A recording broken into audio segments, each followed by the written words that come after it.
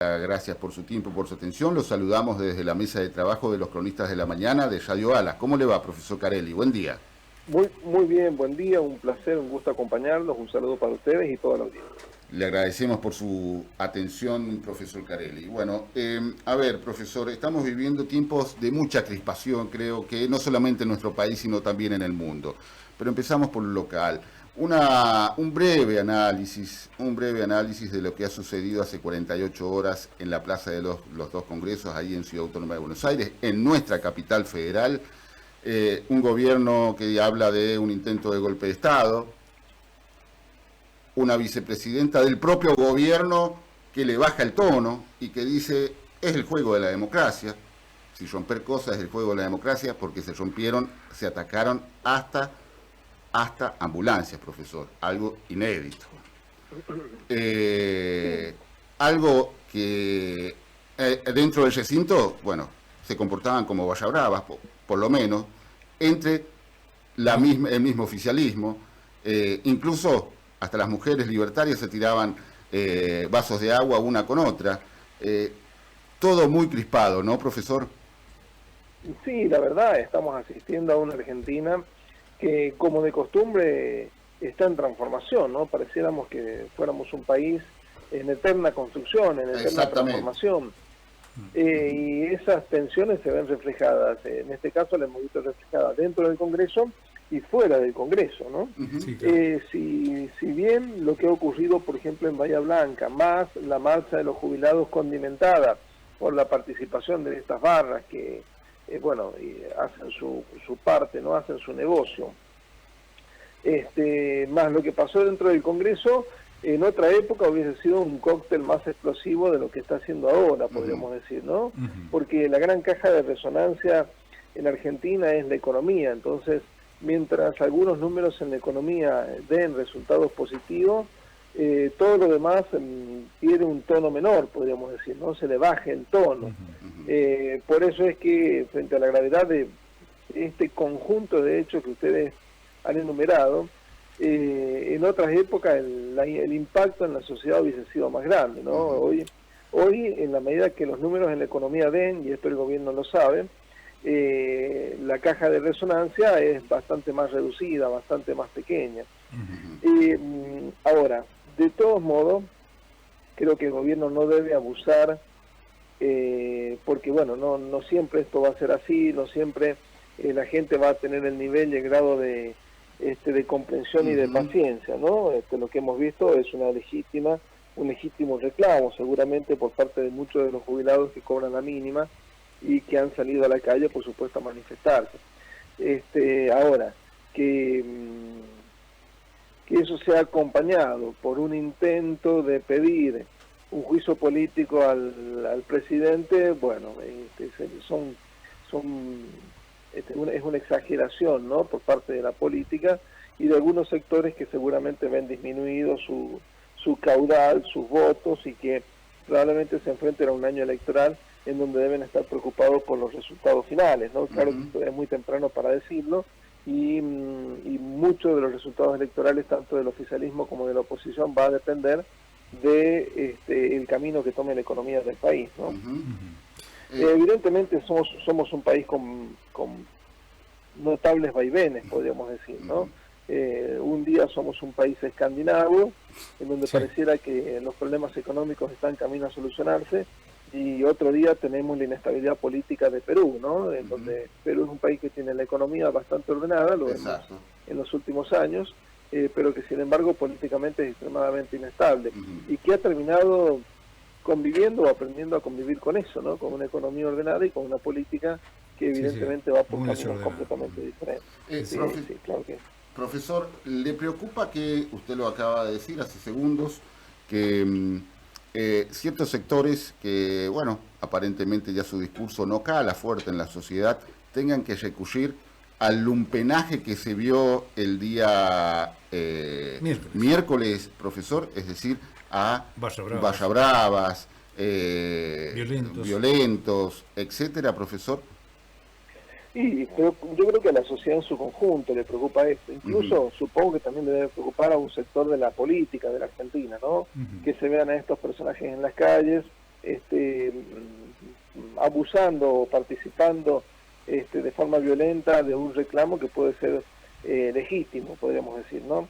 Lamentablemente acá se ajusta un poco las enseñanzas que nos dejó Giuseppe Tomasi de Lampedusa en su obra El gato pardo, ¿no? Exacto. Cuando hablaba de que hay veces de que se hace un intento o se muestra una faceta de que todo cambia, en definitiva, en el fondo, siempre van quedando reverberancias, ¿no? Siempre van quedando cosas que demuestran que el cambio total no es posible, que lo que parece ser es que hay un cambio aparente, pero los cambios de fondo son mucho más lentos, cuestan mucho más, y esto hace que estos personajes que se los cree olvidados ya de la vida política argentina, de pronto hagan su aparición en escena, ¿no? Esto que ustedes definen como un lumpenaje. Entonces, claramente el gatopardismo sigue presente, ¿no? Lo que es una máxima política de la literatura italiana es perfectamente aplicable al escenario nuestro. Habrá que ver en los próximos días, creo yo que, se puede retomar cierta calma. De todos modos, lo que les decía al principio, ¿no? Creo que el gobierno tiene que ser muy cuidadoso con los próximos actos que tenga, a los efectos de no seguir teniendo costos políticos como el que pasó con la moneda esta virtual Libra. Sí, claro. Claro, Libra, en donde de pronto la imagen de que teníamos un gobierno impecable y distante de todo acto plausible de ser considerado corrupto, bueno, de pronto aparece esto, que el gobierno seguramente tendrá que explicar y que dudo que tenga en lo personal, ¿no? Dudo que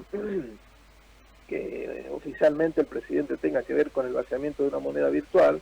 Evidentemente será una enseñanza clave para que no se cometan estos errores que hacen que, comiencen a entrarte las balas, ¿no? Para emplear una metáfora de la política argentina, ¿no? Lo que parecía que estaba blindado, pueden llegarte a entrar algunas balas. Entonces, creo que el moverse más con pies de plomo podría ser una enseñanza que le queda al gobierno y que de alguna manera tiene, podríamos decir, impacto en los acontecimientos que se puedan llegar a suceder. Mientras el gobierno se mantenga lo más limpio posible, lo más alejado de la corrupción, mayor crédito va a tener. Es decir, va a llegar un momento donde no solamente va a alcanzar con la economía, sino que probablemente los argentinos exijan también un completo desprendimiento por parte del gobierno de cualquier acto de corrupción, ¿no? Profesor, ya te doy el pase, Daniel. Sí, sí. ¿Le sorprendió la reaparición de una figura nefasta como Mario Firmenich? No me sorprendió porque siempre está, es decir, no es la primera vez que se manifiesta o que realiza posteos o que realiza apoyos y publicaciones. No me sorprendió para nada. De todos modos, creo que es una figura completa y absolutamente marginal, y que lo que diga él poco favor le hace a los movimientos que apoya o a los actos que apoya, ¿no? No me sorprende su aparición, insisto, porque es reiterada, es decir, si uno sigue sus declaraciones y demás, es reiterado, pero sí creo que sus apariciones poco favor le hacen a las causas que apoya, que es completamente marginal y que forma parte de una Argentina que los argentinos no queremos recordar, ¿no? Ni queremos tener bajo ningún punto de vista en cuenta, ¿no? No queremos que se repita nada de lo que fue ese pasado oscuro, del cual él fue uno de los personajes más importantes. Profesor, ¿cómo le va? Daniel Núñez lo saluda, ¿cómo anda usted? Daniel, buen día, ¿cómo está usted? Bien, a ver, muy importante, ¿no? Su análisis que está llevando adelante, y yo coincido mucho con esto de que mientras tengamos una economía relativamente ordenada, mientras mantengamos un orden fiscal tal cual se está manteniendo ahora, mientras mantengamos una inflación con niveles bajos, bueno, probablemente no sufra tanto el gobierno nacional. Ahora bien, sí hay algunos tiros a los pies por parte de ellos. Empezó justamente con algo que pensamos que era un gobierno que era permeable totalmente a los hechos de corrupción. Apareció la famosa historia de las criptomonedas. A la valija. Exactamente. Posteriormente, las intervenciones de quien es un asesor solamente del presidente en un reportaje que el presidente quiso aclarar esto de las monedas. Bueno, apareció Santiago Caputo cortándole un reportaje al aire. La verdad que algo impensado de que un presidente pueda soportar que un asesor le corte un reportaje. A esto le agregamos que siendo el señor Caputo en el día 1 de marzo, cuando el presidente dio su discurso de inicio de las sesiones también parlamentarias ordinarias de nuestro Congreso, salió a pelearse o a encrespar de alguna forma a un diputado nacional, más allá de la intervención errónea, inoportuna también del diputado Manes, bueno, pero era un asesor. La verdad que estos tiros a los pies, de alguna forma, empezaron a demostrar el peor momento del gobierno libertario en los 14, 15 meses que lleva, y que fue aprovechado justamente por la oposición. Y recién hablaban de Firmenich. Fíjese, fue tan armado esto que hasta inclusive Firmenich los apoyaba desde España. Bueno, un genocida para mí, tan genocida como lo fue Videla, Macera, en fin, en la época militar, porque él también asesinó. Y bueno, lo que pasó con los Barra Brava, ahora ya se está saliendo a la luz, que micros salían de diferentes municipalidades del conurbano bonaerense. La CGT que anuncia un paro. Hasta mañana escuchaba justamente a un reportaje que le hacían a un directivo de la CGT y le decían ¿por qué es el paro? Y por los derechos de los jubilados, porque el gobierno es muy intransigente, y el periodista le pregunta, pero los jubilados con Alberto Fernández sufrieron mucho más. Con Alberto Fernández tuvimos una inflación del 200%.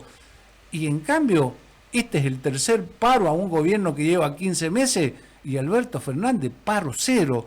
La verdad que evidentemente la oposición aprovecha estos problemas y sale con todo y lamentablemente con mucha violencia a tratar de mancharla, a pudrirla todo, ¿no?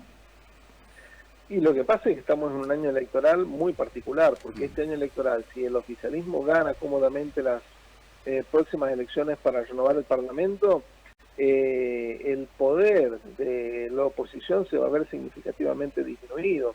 Entonces acá yo no quisiera pensar que exista algún tipo de maniobra, intento o plan de desestabilización, pero es preocupante ver esta clase de movimientos.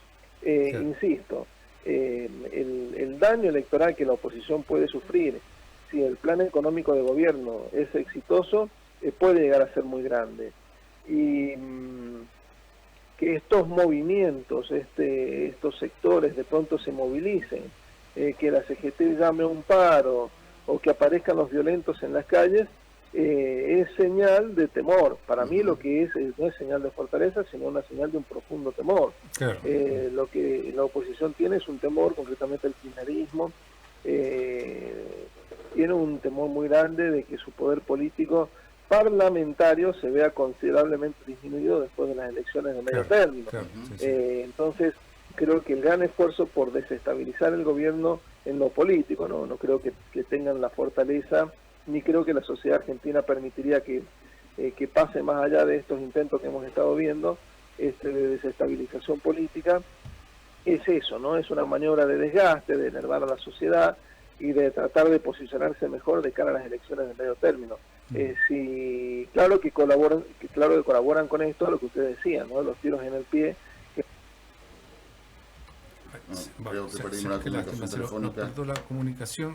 Este lindo análisis que está haciendo el profesor Eduardo Carelli, así que vamos a ver si lo podemos nuevamente tener en línea, porque, bueno, la verdad que muy interesante lo que nos está comentando. Bueno, un profesor, creo que es licenciado en Ciencias Políticas. Licenciado en Historia, magíster en Historia. Y analista internacional. Y analista internacional. Se había cortado, se había cortado telefónica, doctor. Perdón. Bueno, muy importante su análisis y que nos está llevando adelante con esta que tiene que ver, ¿no? Con el miedo que está teniendo la oposición de poder quedar menguado, ¿no?, en materia parlamentaria.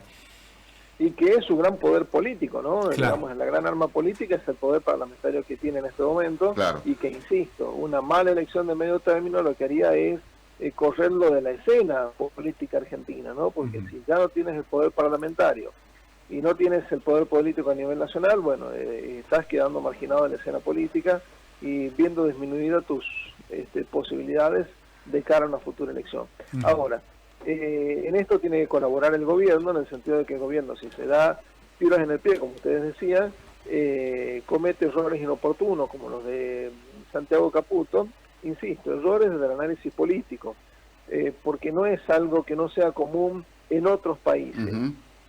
¿No? En todo caso, para nosotros es poco común que de pronto un analista político aparezca en la escena política nacional, pero si uno mira lo que pasa en otros países, en Estados Unidos incluso, hay figuras políticas que, y hay sucesos muy similares a esto de haber parado una entrevista realizada por un periodista, es decir, nada nuevo, lo que ha ocurrido en Argentina no es nada absolutamente nuevo, Sí, esto, ocurre permanente y en todos lados. El tema es cuánto impacto político tengan de acuerdo al escenario, ¿no? Claro, si estamos en un escenario próximo a una elección de medio término, el impacto se agudiza, se acrecienta, y si estamos alejados de los escenarios electorables, sumado a un andar medianamente aceptado por la sociedad de la situación económica, estas situaciones disminuyen evidentemente su impacto.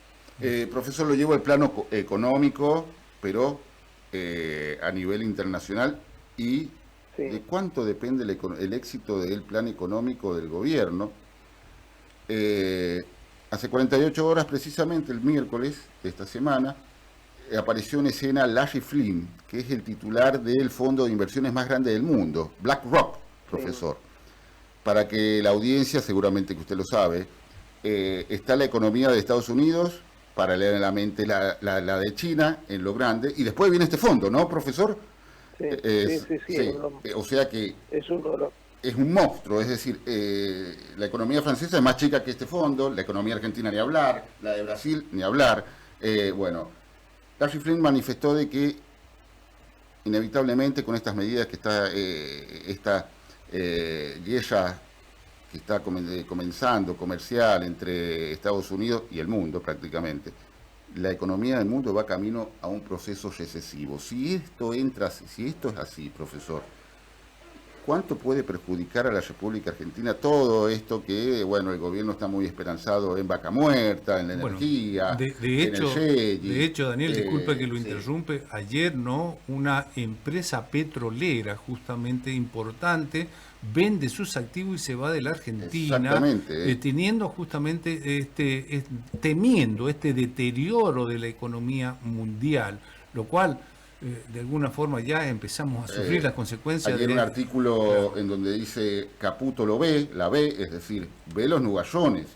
Las bolsas, Wall Street no deja de caer, profesor. ¿Esto le pone al gobierno un desafío, este viento de frente, profesor? Y es un desafío no solamente para el gobierno, sino para el mundo. Claro. Ahora, miremos un poquito, nos salgamos de Argentina, miremos un poquito la economía alemana. Sí. Una economía basada no en la explotación de commodities, sino en un desarrollo industrial, tecnológico, petroquímico, vinculado a la óptica, a la electrónica, ¿no?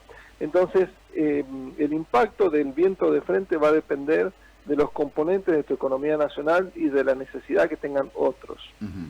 Entonces, si tienes una economía desarrollada como la alemana, el viento de frente no va a impactar tanto, ¿no? Desarrollada en lo tecnológico.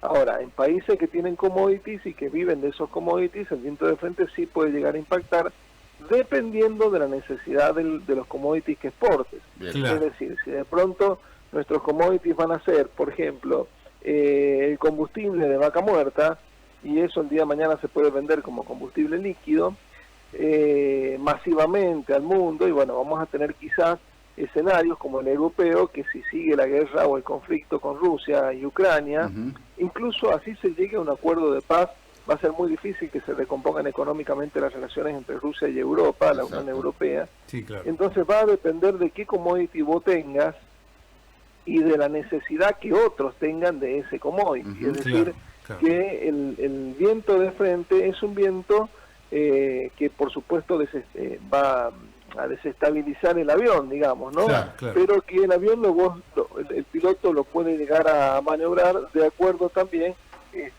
a esto, ¿no? Esto que les comento yo, es decir, qué cosas vos tienes para ofrecer y qué necesidades tiene el otro. Por eso digo, en el marco de una recesión mundial, pero acompañada por una guerra fría económica mundial, o acompañado por una guerra fría entre Rusia y el continente europeo, bueno, habría que ver cómo te ubicas en eso, ¿no? Es decir, la crisis abre también perspectivas nuevas y países como el nuestro lamentablemente están obligados a maniobrar muy rápido, mucho más rápido que una gran potencia económica, porque al ser una economía chica con necesidad de sobrevivir, tienes que adaptar rápidamente tu sistema productivo, en el caso de Argentina los commodities o lo que puede llegar a ofrecer de acuerdo a ese escenario global, ¿no? Entonces, ¿es preocupante? Sí. ¿Es peligroso? Bueno, no necesariamente, ¿no? En el sentido de que si la guerra comercial se vuelve una guerra en donde las relaciones económicas se deterioran considerablemente, hay grandes potencias que van a necesitar recursos. Y bueno, depende del recurso que vos tengas para ofrecer, puede llegar a ser la fortaleza que tengas en el marco de esa recesión global. Hace poco salió la tabla de inicio de 2025 de los países con mayor cantidad de reservas de oro en el mundo, ¿no? Ustedes saben que el oro sigue siendo la principal reserva de valor, ¿no? Para los países, ¿no? Entonces, en el marco de una guerra fría, en donde las monedas globales pueden verse de alguna forma impactadas, porque en el marco de una recesión económica global, las monedas globales también se ven impactadas, hay algunos activos de la economía, como puede ser el oro, que cobran un valor inusual, entonces, o metales de todo tipo, ¿no? Cobran un valor inusual. Entonces habrá que ver hasta dónde la recesión llega, habrá que ver si el enfrentamiento entre Estados Unidos y China se convierte en una guerra fría económica, habrá que ver cuáles son las necesidades de Europa, considerando que tiene que buscar proveedores para lo que antes ofrecía China en materia de recursos, y habrá que ver la fortaleza que quiere China ahora que ha prácticamente colonizado la economía rusa, ¿no? Claro. Entonces, estamos frente a un nuevo escenario mundial que ha cambiado sus paradigmas. Donald Trump ha cambiado el paradigma global, no solamente de defensa, sino en todo sentido, económico también, pero no es más que la continuidad de un cambio de paradigma que ya había empezado con la invasión de Rusia a Ucrania, podríamos decir, ¿no? Es decir, que Trump sería como un oleaje de una tormenta anunciada cuando Rusia invadió Ucrania y generó un terremoto político mundial, económico mundial, claro. Al haber aumentado el precio de los energéticos en líneas generales, y también de los productos agrícolas, considerando que quedó fuera del escenario prácticamente Ucrania, que era el quinto productor cerealero mundial, ¿no? Claro, entonces, claro, sí. Eso de alguna forma impacta en el mundo, en el precio de los commodities, y de alguna forma impacta en la Argentina también, ¿no? Porque alguien tiene que reemplazar la caída de la producción de Ucrania, digo rumana porque también hay conflictos en Rumania, sí, claro. La caída de la producción ucraniana, y bueno, por eso digo, ¿no? En realidad, un escenario de recesión no necesariamente puede ser un escenario peligroso. Hay que ver cómo nos ubicamos en el marco de esta nueva realidad mundial. Yo le hago dos últimas cortitas de mi parte y que tiene que ver justamente con lo ocurrido el miércoles próximo pasado en la República Argentina, bueno, lo que todos observamos en la calle y adentro del Congreso de la Nación. Probablemente, no sé si ha tenido la oportunidad, porque sé que usted tiene las actividades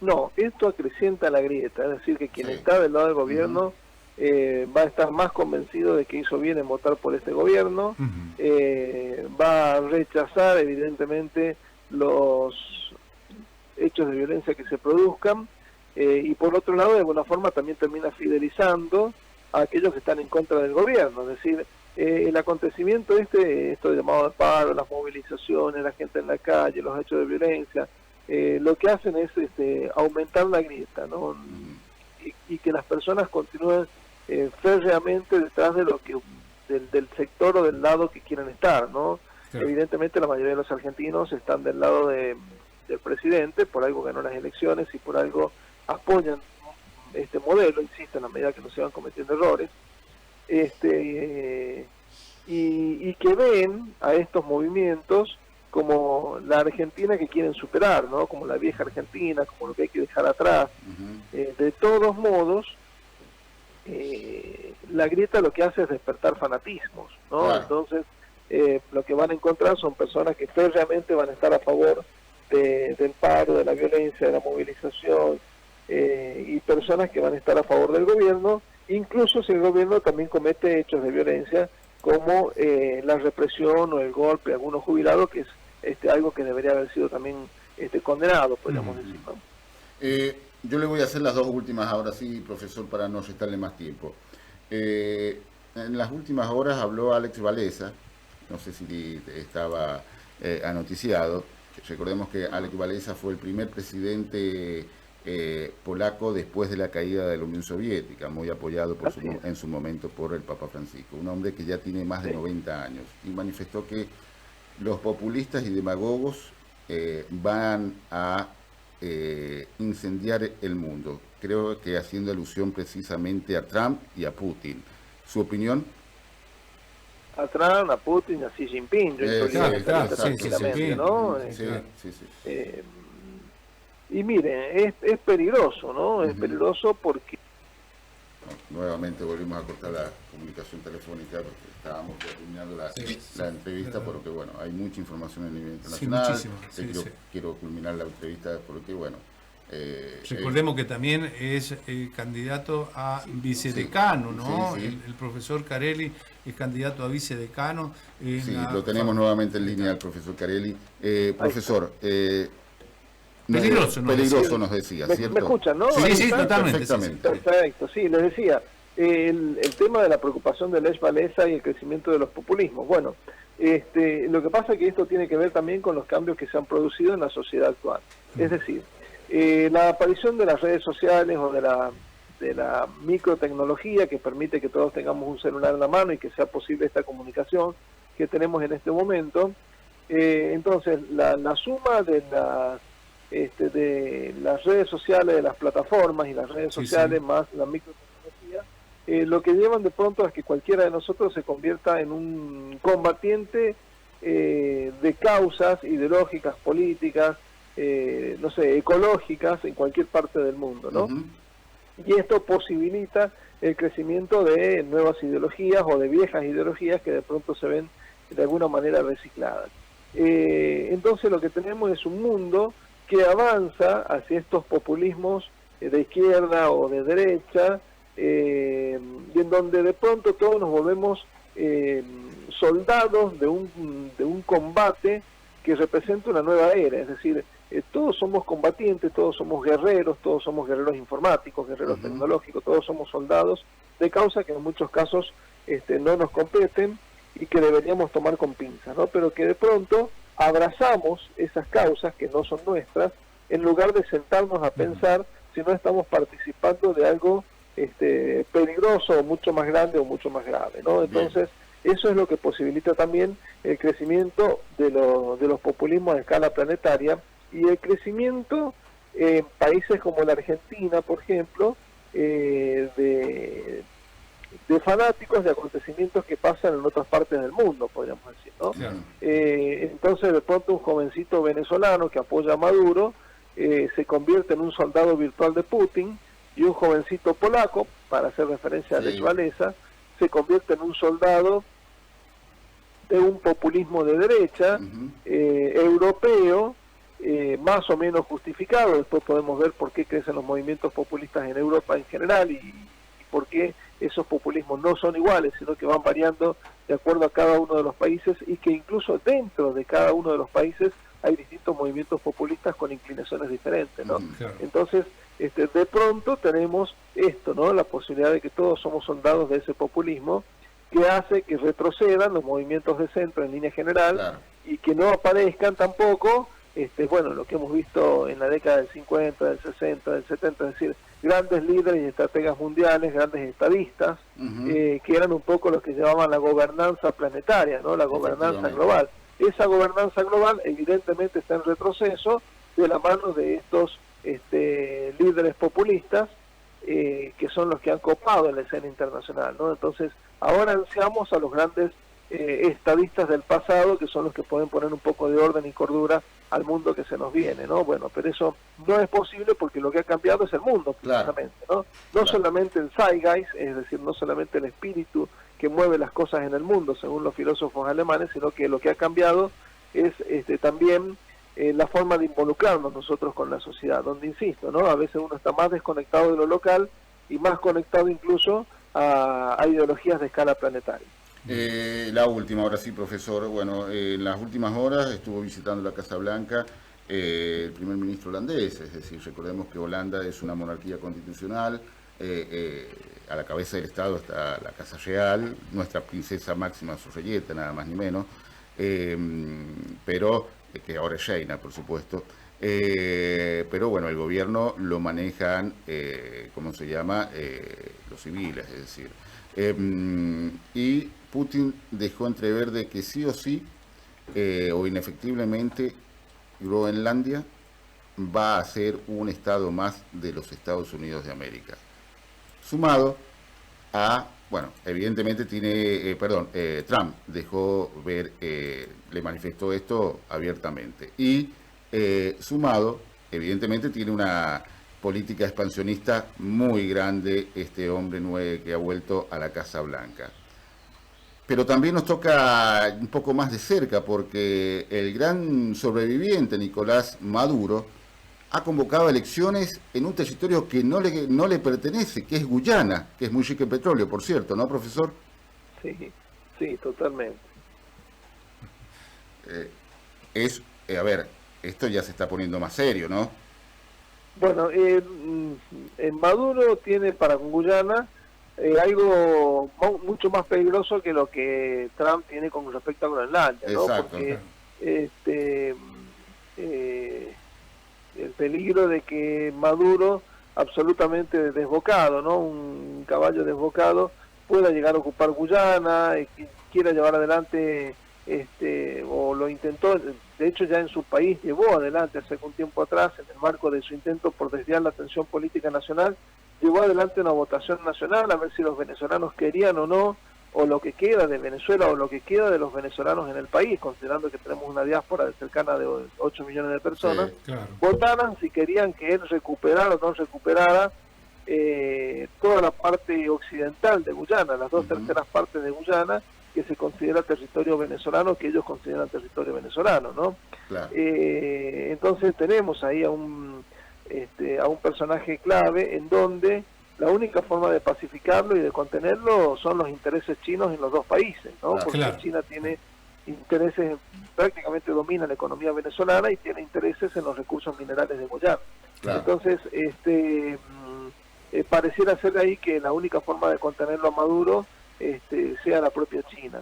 Con respecto a Donald Trump y su interés por Groenlandia, que antes parecía payasesco y que ahora en su primera presidencia parecía algo caricaturesco, y que ahora en su segunda presidencia lo tomamos mucho más en serio, porque al no tener él otra presidencia, es probable que digamos, apriete el acelerador para lograr conseguir el objetivo, digamos, ¿no? En la primera debía cuidarse, quería tener una reelección, bueno, ahora es su última presidencia, no tiene otra, o hay que ver si tiene otra, ¿no?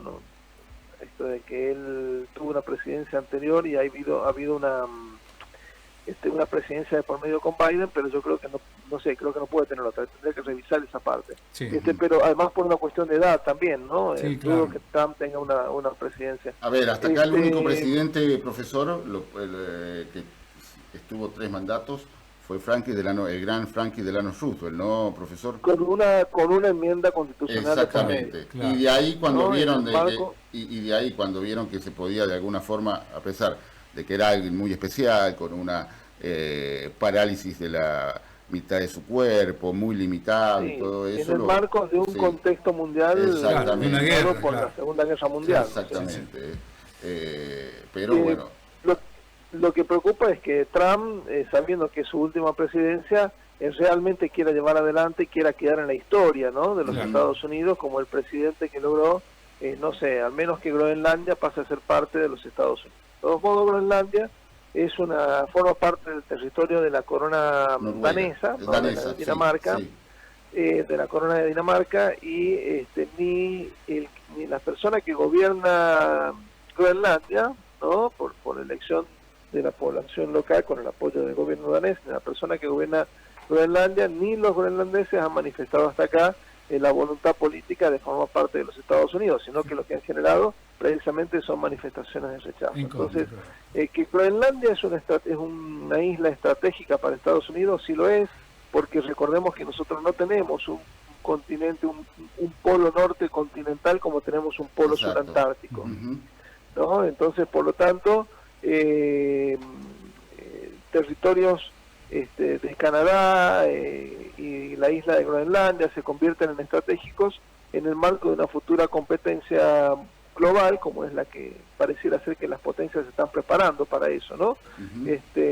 Buscando ocupar espacios que son estratégicos, espacios que o controlar espacios que en la jerga de las relaciones internacionales y de la geopolítica se llaman los global commons, ¿no? Es decir, los espacios de uso común, los espacios comunes que no pertenecen a ningún Estado, y que de pronto el control los tendría aquel que tiene la mayor posibilidad de ocuparlo lo más rápidamente posible, ¿no? Entonces, las aguas internacionales del Ártico, el control de esas aguas y de sus potenciales recursos los tendría que controle las zonas aledañas, estratégicas aledañas más cercanas, ¿no? Claro. Y Estados Unidos tiene no solamente Estados Unidos, China, las grandes potencias, Rusia, tienen esta política de buscar controlar lo que se denominan los global commons, los espacios comunes, que es el alta mar, las zonas costeras, el espacio exterior, es decir, donde se colocan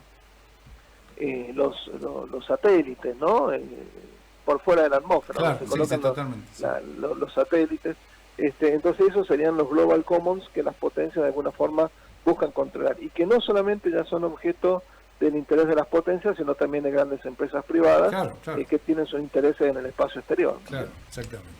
Profesor, le vamos a dar las gracias, obviamente sumamente agradecido. La última, muy cortita, del plano universitario, del plano académico, del plano de la Facultad de Filosofía, Humanidades y Arte. La fórmula Garbarino-Carelli, ¿cuándo se formaliza? Públicamente ya es de conocimiento por parte de la mayoría de los miembros de la Facultad de Filosofía de que existe una fórmula, en este caso opositora al oficialismo, que es la que encabeza la profesora Rosa Garbarini, que yo lo acompañaría como candidato a vice, ¿no? A vicedecano de la facultad. Creo que somos dos figuras ya reconocidas. Rosa ha sido 2 veces decana, yo he sido secretario de facultad, he sido candidato a decano en la elección anterior y acabo de cumplir 29 años de antigüedad como docente de la facultad, o sea que creo que no necesitamos mayor presentación. Claro. Y lo que estamos haciendo sí es teniendo reuniones con docentes, con grupos de investigadores, con alumnos, a los efectos de escucharlos, de ver cuáles son sus necesidades y terminar de afinar la punta del lápiz con respecto a la propuesta académica, porque uno llega con una propuesta académica, llega con muchas ideas, pero después si esas ideas no son compartidas y de alguna forma no son complementadas con la necesidad de la gente, tampoco tiene mucho sentido, ¿no? Es como la persona que promete hacer acequias y resulta que en el barrio se necesita un surtidor. Claro. Entonces, acá lo importante es saber escuchar a la gente y ver que existe algún tipo de complementación entre las ideas que uno trae y las demandas y las necesidades, ¿no? Nos está quedando también escuchar a los graduados, porque los graduados son, o deberían ser en realidad, no lo son porque no son convocados, ¿no? Pero deberían ser personas de consulta por parte de la facultad. Lamentablemente se olvidan de los graduados, ¿no? Y se los busca a los graduados cuando es el momento de la elección, y después durante los 4 años siguientes los graduados desaparecen de la escena, ¿no? Claro. No queremos que pase así, creemos que tenemos que buscar a esos graduados y retomar la política de capacitación para los graduados, que vuelvan las diplomaturas, que vuelvan posgrados de fácil acceso para los graduados, y sobre todo escucharlos para ver cuáles son las necesidades del medio, ¿no? Es decir, si uno quiere transformar el medio a partir de las instituciones, bueno, primero hay que recabar esa información por parte de la sociedad. La información no la tiene la institución, la información la tiene la sociedad, y lo mejor que podemos hacer es escuchar a la sociedad para ver cuáles son sus demandas y necesidades. Que el actual oficialismo, es decir, que el rector Tadeo Berenguer haga su presentación en la Facultad de Filosofía, Humanidades y Arte durante la semana, hace que lo ven como un acto de alguna forma de preocupación en el oficialismo ante resultados adversos en las próximas elecciones universitarias. Mire, eso no lo sé. Lo que sí puedo decir es que a mí particularmente no me gusta que se utilicen las instalaciones de la facultad y los tiempos de trabajo de las personas para hacer la presentación de una lista. Bien, ¿no? bien. Yo creo que debería haberse buscado otro lugar. Hay incluso lugares dentro de la universidad en donde no hace falta hacer uso de instalaciones específicas. Se podría haber hecho una presentación al aire libre en el Palomar, por ejemplo, ¿no? Claro.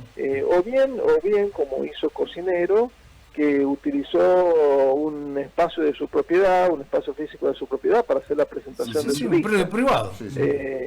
Era el privado, y que lo pagó de su bolsillo, Claro. y del bolsillo de la gente que aporta a su campaña, ¿no? Claro. De los propios colegas docentes que aportan a la campaña de Cocinero. Entonces yo lo que sí creo es que no se deberían usar los espacios de la universidad, ni el tiempo de trabajo de las personas, ni tampoco invitarlas a que dejen de hacer lo que están haciendo para que vayan a participar de un acto político. Creo que esto se tendría que haber hecho fuera del horario de trabajo, en un ambiente en donde no se comprometan las instituciones, no se comprometan los espacios físicos de las instituciones. Por lo que nos comenta, ha generado no solamente malestar en Eduardo Carelli, sino en muchos docentes y en mucha parte de la comunidad universitaria dentro de la Facultad de Filosofía, Humanidades y Arte, ¿no, profesor? Sí, he sentido reclamos y quejas por parte de la gente que no ha visto con buenos ojos este tipo de lanzamiento. De todos modos, no sería una práctica nueva, es decir, en elecciones anteriores hemos visto maniobras completamente similares, ¿no? Por ahí lo de Cocinero, que lo hizo dentro de un espacio físico personal, en una casa, en el fondo de una casa de fin de semana que él posee, creo que es lo más lícito, o incluso el propio candidato Velasco de la Facultad de Arquitectura, que también es candidato a rector, que utilizó el buffet de la facultad, pero no utilizó un espacio concreto donde se puede utilizar para clases y demás, ¿no? Entonces, la verdad que esas son las cosas que a mí particularmente, a ver, quizás hago lo mío es un exceso de purismo, podríamos decir, ¿no? O estoy viendo la perspectiva política con un ideal demasiado alto, ¿no? Pero bueno, he sentido críticas y reclamos muy similares al mío, eso es cierto. Profesor, ahora sí, le damos las gracias por su tiempo, por su atención, una hermosa entrevista, unos conceptos muy amplios que nos ha dejado para nosotros y para toda nuestra audiencia. Le damos las gracias y por supuesto lo vamos a seguir molestando cuando la información universitaria, la información del mundo, del país y de San Juan así lo requieran. Muchísimas gracias, profesor, que tenga un muy buen día. No, por favor, el agradecido soy yo, un saludo a la mesa y por supuesto a todos los oyentes que los acompañan. Muchísimas gracias. Fue el profesor Eduardo Carelli, charlando con los cronistas de la mañana, tiempo de tanda. Sí, Daniel, tiempo de tanda.